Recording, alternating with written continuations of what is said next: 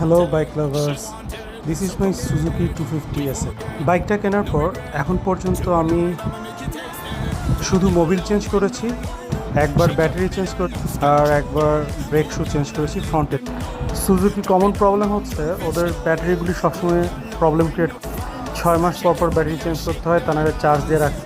সুজুকির উচিত এই প্রবলেমটা সলভ করা।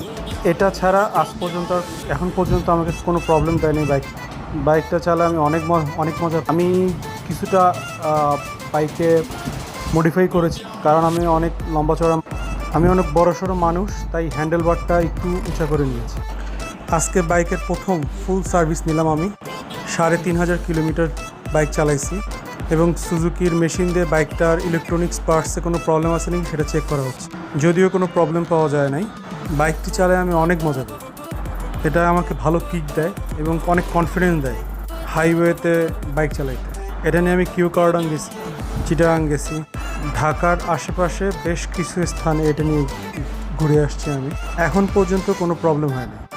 বাইকের সিটে আমি জেল সিট দিয়েছি আর এক্সট্রা কুশনিং লাগিয়ে নিয়েছি। বাইকটার পারফরমেন্স অসাধারণ। সামনে এটার আর অনেকগুলি ভিডিও নিয়ে আপনাদের সাথে আসবে ইনশাল্লাহ। Thank you.